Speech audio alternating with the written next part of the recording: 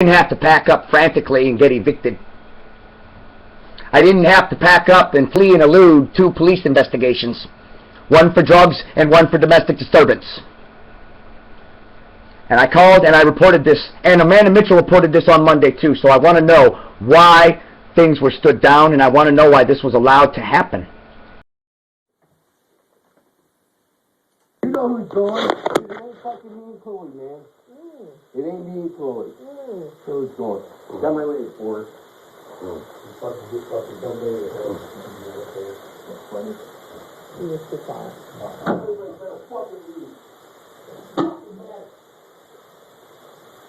You can mind your own business. Good night. Go. I'm not sure what part of mind your own fucking business you don't understand, but you better fucking get it.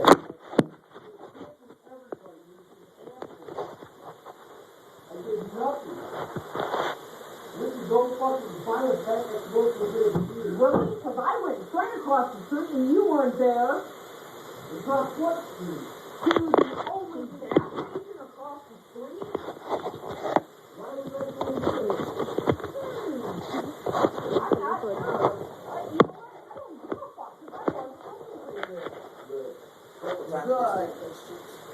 Good. Oh, I'm not. How are you going to try to launch me out of my house? Are you fucking kidding me? No, Are you kidding me? You got some fucking computer in there? Really? You know what? I went into an ATM. I went into a bank, into an ATM, turned around, come back out to my car, and you're gone? You remember the conversation before that? What was the conversation? Oh, you were accusing me of bullshit fucking around. Really? Was I? Exactly what did I say there? Oh, just in case you got wrong, you're going to fucking blah, blah, blah. And that was You're not accusing your you. daughter, dude. When did I ever accuse you of fucking around with Lori? I accused you of taking far too long to go to the gas station. Yeah, so what was that supposed to be? That means you took far too long to go to the gas station. It doesn't take that long to go to the gas station. That's exactly what that means. It does not take that fucking long to go to the gas station. Doesn't take that long to go to the gas station. I don't give a fuck what you're doing or what you're not doing. Bottom line is, it doesn't take that long to go to the gas station. That's all I said. That's all I said. I go into the ATM, I come out and you're fucking gone? You just disappeared from my vehicle? Okay. Well, I'm glad you got your car. I hope you got your car. I hope you got it. Hope that was what you felt you needed to do. Good for you, buddy. Good for fucking you. Thanks for breaking my front door. Thanks for breaking my front window. Thanks for disappearing from my vehicle. Why would you lock the door on me when I live here? Why would you lock the door on me? What did I do? I locked Why the would you door lock the door? because You were scared about something? You were worried about your house? I live in the ghetto. Yep.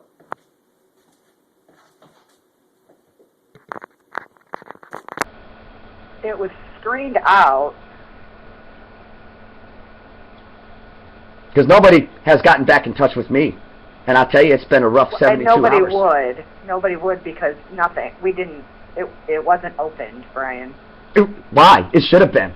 This was an emergency. Okay? There was a DV last night. Okay, you called and reported basically there was a DV last night. Derek had to be removed from the home. Reporter states Forrest was arrested last night for having a pound of weed on him. Is this you that called and reported that? Yeah, and I didn't have all the facts, and I told him that. I said, these are the initial reports that are coming down to me. Okay. Because I had to go get my son out of jail.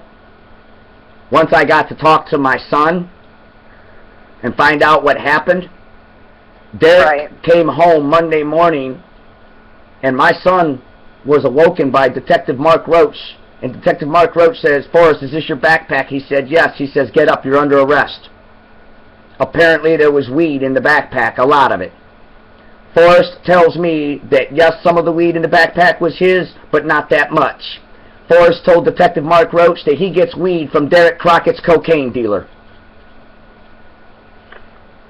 So, rights to the fullest. I don't know. He knows what his rights are. You don't know if he's exercised his rights? He's a big boy. He has been talking freely with us and has not asked for an attorney. That's what you're asking. He has not asked for an attorney? Okay. Oh. You tell me what's going on over there, man. You know, I told, Sherry, forgive me, but I got it recorded. There was a caseworker in the hallway in June of this year when I had Derek's son, Kane Crockett, who was going to tell your caseworker who had an open investigation that Derek Crockett had my kids going to get drugs for them. You understand?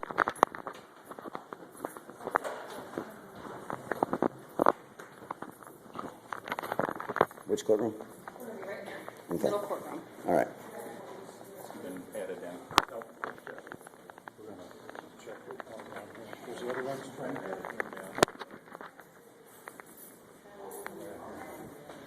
Why am I going in a closed room, sir? It's going to be open. I'm not going in a closed room, sir. I'm not going in a closed room, sir. I'll leave. I'm not going in a closed room, sir. Okay.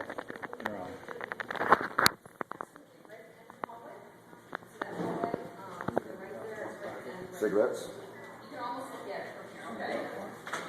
Maybe some money? I got nothing.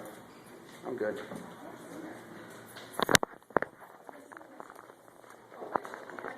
You good? Okay.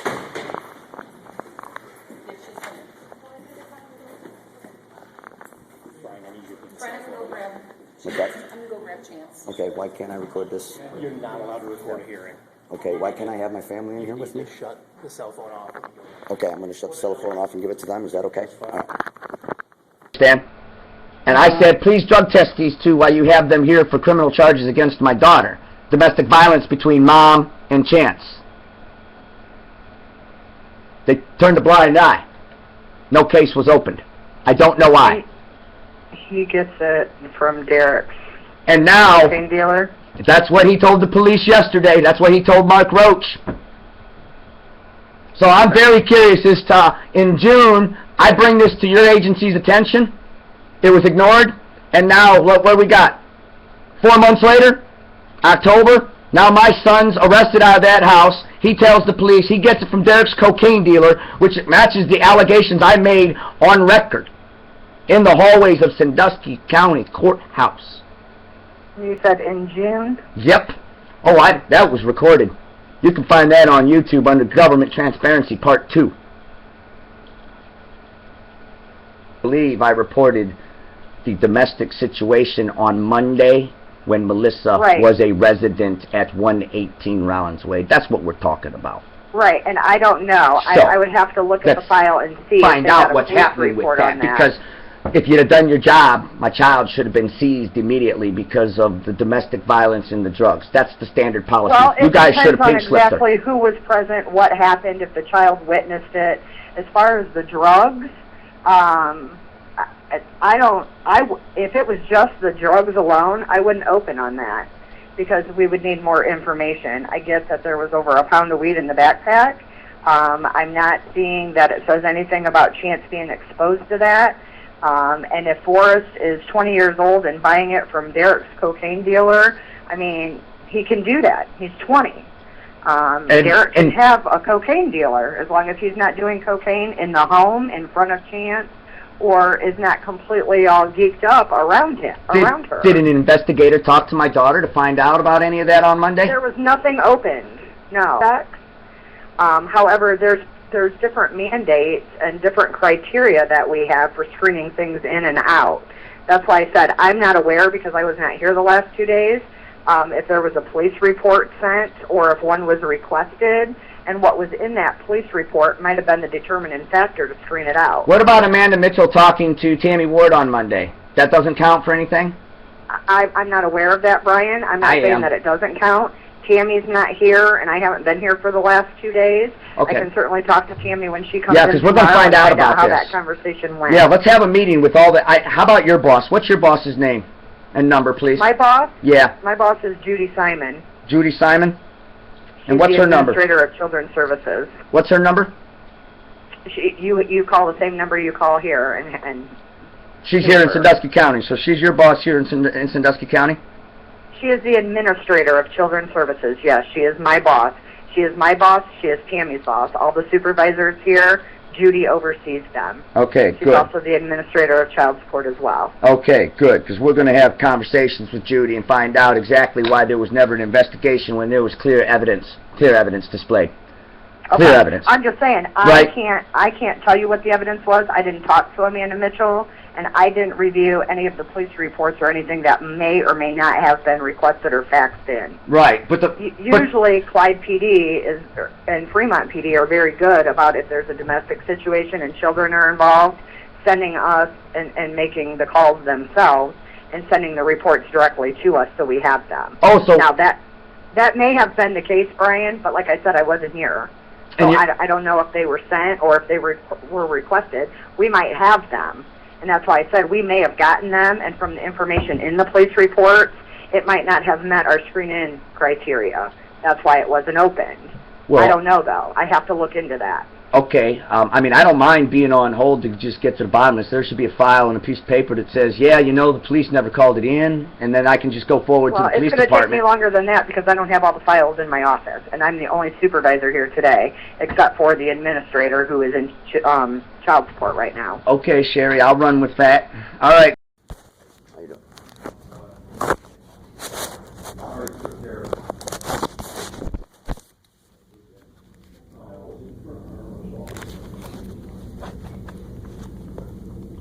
Put our church music put out there. She like people say. I copied you guys on it, I think. I may have, I don't know, but in any case, it's handled. It's such a heavy matter. Shouldn't have even come up in the first place, but it's handled. All right. We'll do our resolution, Brian, then. Here, while you're sitting there,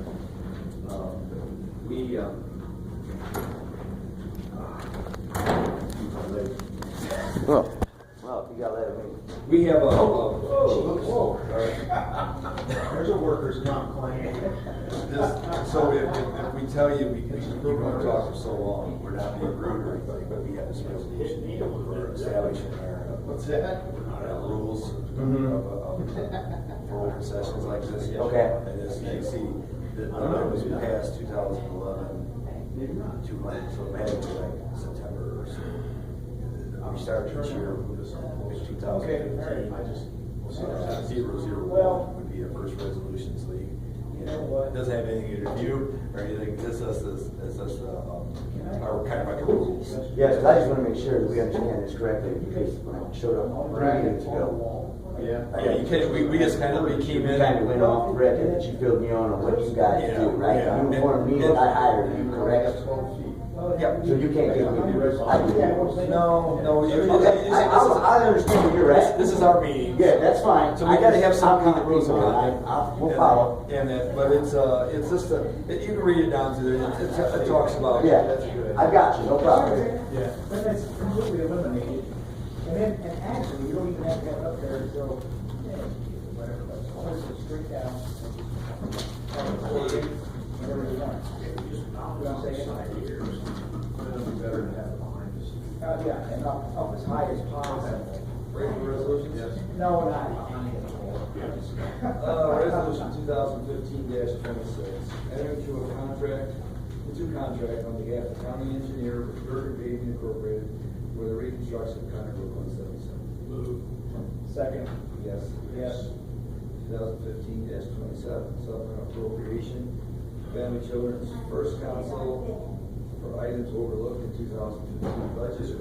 This was their cost allocation, the workers' comp, and they didn't have it in the budget. You didn't have it in the budget, right? Well, she didn't know the total cost Oh, allocation. yeah, the numbers went out yet, that's And I right. had sent her, I thought I had sent her the workers' comp, but it didn't make it into the line items. Also, Second, yes. 2015-28 to approve the Sandusky County Department of Job and Family Services Title 20 County Profile for inclusion into the State of Ohio Title 20 Plan for federal fiscal years 2016 and 2017. Second, yes. I object. Yes.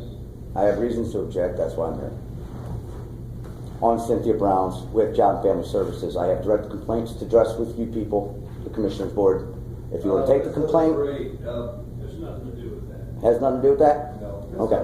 No, All right. this is something else. Okay. I see. I'm here for a public meeting at 10 a.m. like you guys asked me to be. Yeah, we can. Okay. All right. Just going on record that I object to any funds going to Cynthia Bilbrey. 2015-29, approving the 4D service contract in Sussex County, Child Support Enforcement Agency, Division, Sussex County Child Protective Services, and Sussex County Juvenile Court for Magistrate Services. I'll move it. Second, yes. Yes. Same thing. I should strike on that too because I had issues with the magistrate as well. You guys told me you didn't have anything to do with the magistrate. Over there in juvenile department? We approve all contracts. It's a contracted services between them. Okay, and I don't know if I can approve of that, and I have reasons of conflict of interest for that. I've got proof. I've got evidence. That's why I'm here to submit for a public hearing, 10 a.m. So I'll just go ahead. I'm just on record objecting. Oh, that's it, we got sign. Oh, I'm sorry, yes. Well, Brian, if you want to come up here, like I say, we can give you, according to that, or the quorum, rules of the quorum, 5 minutes, and if we feel like going over, we can go over, but, you know. Okay. So, I guess, Yep. 5 minutes and I'm out of here. What's your contracts on the road? Is that where I sit? You can sit right up here. Oh, okay, all right. You can sit on Tom's lap. Okay. The hands-down issue I have is with Cynthia Bilbrey, who's head of Job and Family Services. Over the past year, 2014, I reported 2 serious incidents that were in regards to the safety of my children. Well, child, I should say now at this point, Chance St. Clair. There was a suicide attempt, medical neglect. I called out there, asked Children's Services to investigate, didn't go anywhere. That's on record. I'm going to pursue it. And I'm asking you 3, lawful investigation. Now, it's on record, January 14th. I'll be back in 30 days to find out what you 3 did to take up and take charge and relieve Cynthia Bilbrey of duty, Tammy Ward of duty, and start to redo that administration out there. And then I'll forget about the $30,000 in bonds I'm going to take you guys for. Now, you can laugh at me, you can do what you want. I'm asking you to do your job. I'm not laughing at you. Okay. You can't do anything with Cindy Bilbrey until it goes through the court system. No, these are not, these are security bonds. These are to do your job, do your duty right here. I'm going to say it, okay? Let me see, let me find it. Elected and appointed Cynthia Bilbrey faithfully performed duties of said office, full, faithful accounting of all funds and properties. Now, let me explain to you what properties are. Properties are my civil complaint. When I go to that administration and I say there's been a crime committed against my child, you are to investigate and file charges, period. It's not up to you to decide that. It's not up to you to decide that. It's not up to you to decide that. It's up to 12 jurors. That's what the district attorney's office is for. Okay? That's what it's for. And if I haven't seen that done, not in that charge, and then in September 30th of 2014, the second time, I called and said, there's a report of domestic violence. You need to get over there and do something. Oh no, orders to stand down. Yeah, look into it. I wouldn't be here. Okay, understand that, gentlemen. I would not be here. I would not be out asking for $30,000 in service bonds from all the public elected officials that I hired all 3 of you to do. Don't take this lightly, please. I'm giving you guys a chance to fix the mistake. All right? I'm asking for jobs. I'm not asking for money. But if you're not going to do the jobs, then we've got no choice but resolution with money. Agreed? But I have no jurisdiction to do that at this point. Period. You have no jurisdiction to launch an investigation? Any reason to fire Cindy Bilbrey? You have no jurisdiction to launch an investigation. Personally, no, I don't. Okay, well then, I will definitely, Charles Holstall, take your bond and start filing. Do you have the authority to launch the investigation? Well, we talked to Cindy about. I know we have, because I've had numerous meetings with you over the phone. Well, I talked to Cindy about this, and you say you wanted some records, you wanted some documents, right? Those are mine automatic. That's not something up for negotiation. Well, she said that you can't get them unless you have a court order. Well, go check public record. I've got the subpoena. Those are my records. They're coming to me. Are they? And I don't need a court order or a subpoena to exercise my constitution. Okay? My Constitution says I'm the natural born parent of that child, which gives me the supernatural abilities to take care of that child. Which means if there's an agency that has records from me calling them, those are my God-given right records. Okay? So what do I need a subpoena for? Yeah, that's what I thought. They're the rules. Did you take an oath to the Constitution? I didn't make the rules. The rules, right. I don't live under rules. I live under the Constitution. So do you, and so do you. Okay? We're not going to get away from that. No, I'm a parent too, okay? And I can get my doctor's records for my kids. Because, I'm trying to follow what you're saying. I can do that. I don't know about in the court system. I don't know the legal aspect of that. You say you're a lawyer, so you know this. You got certification that you're a lawyer. And you know this for a fact. So I'm not questioning that at this point. I need to know. I need to talk to somebody that knows this too. And that's fine. That's why I said 30 days off of investigation. And get some information. Agreed. That's, if you guys That's need what this 60 is days. all about. You understand? Yes, sir. You guys need 60 days to investigate and offer something up. Because I'm serious. My child was damaged because of this. I don't take this as a joke. I don't find it funny at all. I've got a record from 2007 up with that administration out there with Tammy Ward on record. I've already got half the records. I don't need to go get anything. I can dump a file cabinet on your desk if you'd like me to right now, but it's really kind of pointless, guys. Let's just move forward. Really, personally, I don't see the point in kicking up yesterday. We just learned from it. You know what I mean? And that's why I objected to whatever money you're giving your administration out there for job and family services, because they're not doing a very good job. And that's our future. That's our children. Okay? What we do give them is a mandated share. And they don't live on general fund money, except whatever the mandated share from the state says. Okay. Okay, that's fine. And I want to correct that, plus child placement, that's what that's for. Just understand, I'm looking out for children here. I don't have any selfish motivations, fellas. Okay? I'm looking at how my child was treated. I'm looking at how I was treated. And I'm going to spin off it and say, okay, let's get it fixed. It was a broken system. It is a broken system. And you three are the commissioners. Right? Sworn oath? Okay. I trust in Yahshua that that's why you guys are here. To at least take care of the children. Everything else I don't care about. Alright? Agree? Okay, guys. 5 minutes is good? Okay. I'll be back in a month. All right, thanks. Alright, thank you, fellas.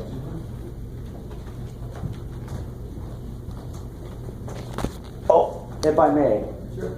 If we can talk to other officials, or if you can talk to somebody, countywide ban on the use of fluoride, everybody would get smarter and a lot healthier. That'd be a great resolution. That becomes a federal issue. Let me know who I got to talk to. I have no problems talking to them. We have no, absolutely. Yes. Just saying, Yes, I kick it around, resolutions. Just kick it around, ideas. Have a good day, guys.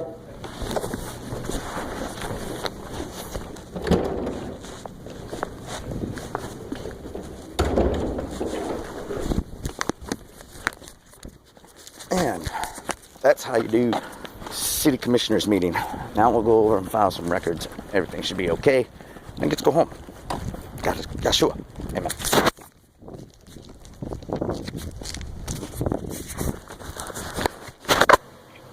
Hello, sir. Yes. Okay, yeah, prosecutor will be with you in about 2 to 5 minutes. 2 to 5 minutes? Yep. Okay, sounds good. Hang on. Yep.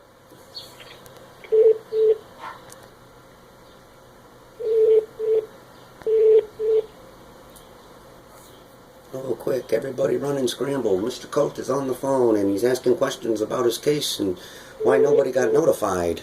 Oh, how do we let the guy that beat him up get off from jail early, and how do we let the guy that beat up his kids just totally walk all over the court system? I'm Cordy. I'm out here at 5. Okay. Okay, I thought you were here. I just called you back in my office and found out you were on the phone, so I apologize, but I was on a phone call too. Yes. So I got a call from, or email from Tanisha this morning asking about issues with Derek Crockett. I don't know anything about it, so I tried to check into it. I looked on the clerk of court site. I ended up pulling the file. I am in the middle of writing Tanisha another email with what I could figure out from the file. Uh-huh. Okay. So what is your actual question? Okay. See, he was originally sentenced to 165 days, or 180 days with 165 suspended. And then he appealed, and then on August 22nd, the appellate court affirmed it and said, hey, you still have to, serve your sentence. It's good. But then all of a sudden, between August 22nd and August 26th, it says, hearing notices prepared for a scheduled hearing on September 16th at 9:30, sentencing hearing. And then he's resentenced. I wasn't notified of any of that. So I guess my question is, who were the hearing notices prepared for, and why? My second question is, why was I not notified? Because I'm the victim. And you know what? Okay. And bear with me here because I'm not that familiar with it. All right. So I was looking through this file. What I was writing to Tanisha was saying that he did serve jail time. I confirmed that on the jail site as well, but it was 7 days. Mm-hmm. And I thought he had come in around January of 2015 to talk to Judge about reducing it. But as I'm looking through the file, I think, and this is just off the top of my head what I'm thinking, because he did appeal. His hearing notice in the file dated August 26th. At the bottom it says, hearing to impose the sentence that was previously stayed. So when he filed his appeal, it stayed the underlying sentence. Okay? Okay. And so then when that the conviction was affirmed on appeal, okay, then that makes sense that this says hearing to impose the sentence that was previously stayed. And so there was a hearing on it. Mm-hmm. And on September 16th of 2014, the sentence is 180 days in jail and then written in 173 days suspended. Mm-hmm. It's changing sentencing all of a sudden, is there not? So it was changed. Why, I don't know. I was not in on that. This was signed by Judge Kolesar. I don't know if defendant, and it does say attorney Anthony Jasinski at the top. I don't know if this was them coming in, asking for it to be reduced. I see it in the file, but I don't know why it was reduced. Judge signed it and granted it, and he did serve the time. I have the printout from the jail. Well, okay. We can, if I can, we don't need to entertain further that whether he served the 7 days. The question is, who initiated? Well, and you've answered the one, okay, which is, well, the original sentence. I don't think that's standard procedure that you just get resentenced all of a sudden, but that's okay. If it is, where was my notice that said my attacker was going to be reconsidered for sentencing? I have no idea. I don't know if that's a standard thing that goes out or not. Yeah, that's a standard. I really don't know. Well, Miss Cordy, with all due respect, you're a district attorney, correct? I am an assistant prosecuting attorney. That's what we call it in this county anyway. Yes, and we all know that we do not let violent people get their sentences reduced without proper legal, lawful notification going to the victims. Again, I don't know if the case was so who was the prosecuting? Here because he was convicted, and then he and his attorney, after finding out that it was affirmed on appeal, had a sentencing hearing, maybe, and I don't know the circumstances. And I understand. I don't know if the guy became employed at this time, and that's why his attorney maybe asked for it to be reduced to 7 days, that he would be able to serve on vacation time and not lose his job or something. Speculation and hearsay doesn't really matter. No disrespect. You know this as well as I do. Hearsay. I mean, you weren't at the hearing, basically. That's not even hearsay, Brian. That's just me taking a guess. I don't know. I don't know what transpired because I didn't even know about it. Right. So you didn't even know about it. Tanisha didn't know about it. Tom Sternwall did not know about it, according to Tanisha when I spoke with her this morning. So we've got 3 prosecutors that knew nothing about a violent criminal getting his sentence reduced. So I don't know that it's an act of violence being assault, but I don't know that. I'm sorry, what was he found guilty of, ma'am? No disrespect, but what was he found guilty of? Assaulting me. Do you need to see the blood that came from my ear? Felonies are considered serious or violent. I'm sorry? Misdemeanors not. What's that? I said, in my mind or understanding, felonies are considered violent and serious, whereas misdemeanors are not usually as much. No. Well, what would you consider 3-time violent offender? Would you consider assault on a police officer in 2000 not violent? Because that's on his record. Brian, I don't know about his history. I'm trying to help you here. I'm Okay, trying to look at the file and give you the information that I know. All right, well, just forgive me, because basically it sounds to me on my side, it sounds like there's being justification as to why my attacker, who beat the hell out of me and my kids, got his sentence reduced, and the victim wasn't notified, when the victim is required to be notified on all hearings. That's just mandatory rules, procedures, state law, that's federal law, even under Title 18 U.S. 3771.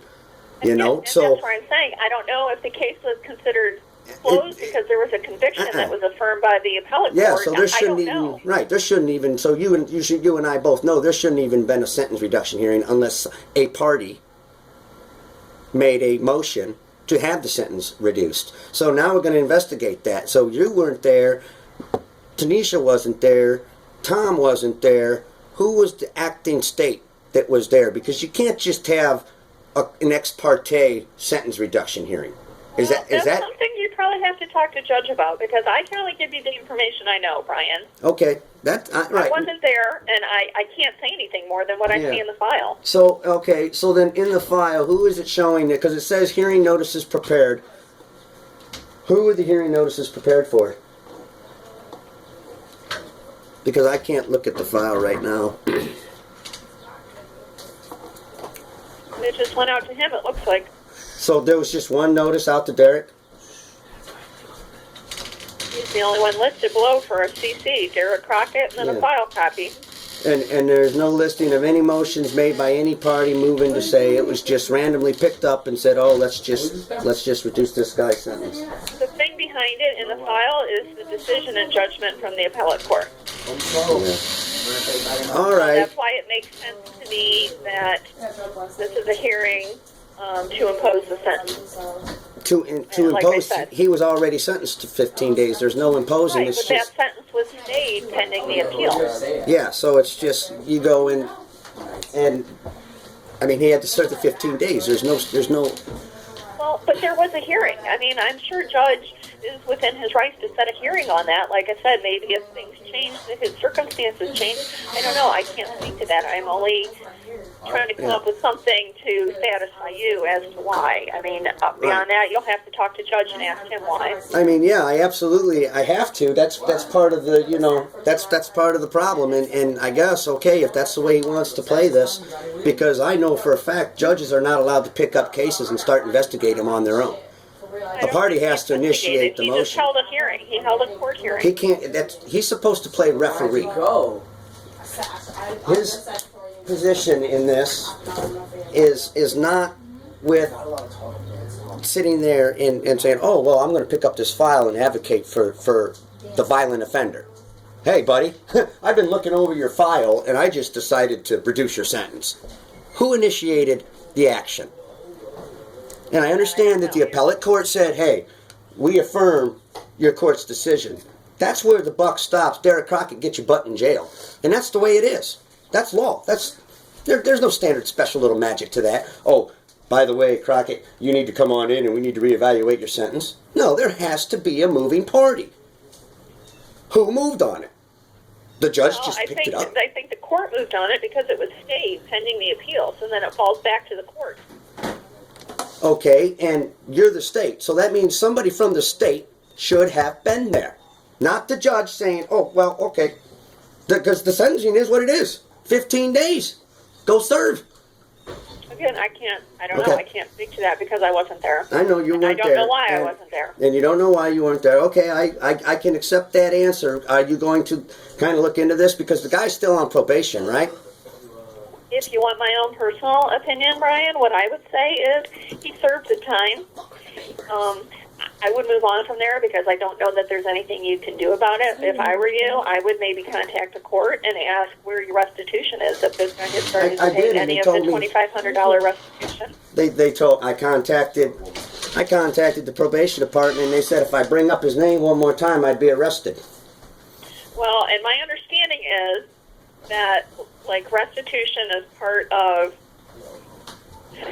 the resolution of the case or the conviction in here. However, the court really doesn't have any way to make him pay that restitution. I think to get the $2,500 restitution, you probably would have to file a small claim or a civil suit against him. So he's got 173 days suspended jail time over his head, and you're telling me the court can't enforce him to pay the money that the court ordered? The court has no enforcement over Derek Crockett? Is that what you're telling me? I think they can as to fines and court costs, but not restitution. And I've encountered that myself in another case. So okay, that is my understanding. Yeah. Okay. All right. That is your understanding. That the court has absolutely no authority over the monetary. What my understanding is, and why I have resolved other cases without restitution when they have been larger amounts, is to inform the victim to file a small claim or civil suit, because unless it's something fairly small that restitution can be made by the closing of the case, the court does not have authority to get that. You're telling me there's no such thing as remedy in the United States? I'm saying that's my understanding, Brian. Oh, okay. okay. I mean, beyond that, you probably need to call and try to talk to the judge when he's here. I think he's out at lunch right now. Or you can get an attorney and try to check this. Well, no, I mean, to tell me I need to go get an attorney is fraud, right off the bat. All right? Because that's telling me I need to go spend more money to get remedy from somebody who beat me up, damaged my eardrum at this point, and the state of Ohio says there's no remedy. You may be able to file a small claim suit on your own without an attorney, or if you would hire an attorney for that, you may be able to recoup the attorney's fees on a small no disrespect, I hired the state of Ohio to prosecute the guy to the fullest extent of the law. I'm the victim. That's not really how it works, Brian. You don't hire the state to do that. I did, Mike. You're telling me you're not paid by the taxpayers' money? Where do you guys get your income from? Okay, well, I've been trying to help you. I've given you as much information as I can figure out from the file, okay? Yeah, I understand that. If you start getting nasty with me, I'm going to hang up. No, I'm not getting nasty with you. Call back and try to talk to the judge and ask him some of these questions that I cannot answer for you. Okay, so then, all right, fair enough. I will do that. Is the judge going to speak with me? I can't speak for him, Brian. You know that. I think he's out for lunch. Okay. I would call back probably at 1 or 1:15 and see if he's back in. And all right. He may not. I don't know. I'm not him. All right. I'll call and try to speak with him on as long as he doesn't try to hold me and say, oh, well, hey, you're in contempt of court and blah, blah, blah. I told you not to try to call me, because I just want to know about this Derek Crockett situation. Because I'll tell you, I'm the victim and I should have been informed on this. Forget the money. I'm talking about even just, I shouldn't even be forgetting the money, to be honest with you. It's absurd. I mean, if you guys would have told me 3.5, 4 years ago, sorry, you get no remedy from him assaulting you, I could have just took matters into my own hand back then when the Bible says eye for an eye. That's Mosaic law. That's what the laws that everybody's supposed to represent is built off of, Miss Gordy. You know what I mean? So if I give you guys, the state, good faith, that you're going to give me the justice and you're going to take care of it, the office should follow through and not behind my back reduce my attacker's sentence. You know, he was drunk and disorderly. I don't know that our office had anything to do with that. Well, it had to, because your office is the one that handled the case, not you particularly. I need to know what district attorney on my behalf was at this hearing. That's, you just don't. And I already told you, I don't think anybody was. Yeah, and that's not a lawful. Yeah, and that's not a lawful act. I mean, Then maybe you need to ask an attorney about that. Okay. Okay. All right. And so, answer me on this question. No, I'm going to hang up at this point. Well, when you tell me to refer to an attorney, I don't think I can answer your questions anymore, and then you're going to get mad. No, I just one last back question. And try to talk to the judge. Okay. Yes. One last question on the attorney. All right. On the attorney, when you tell me to refer to an attorney, what is the difference between? Calling party disconnected. I'm sorry, your balance has reached 0. Please add money now.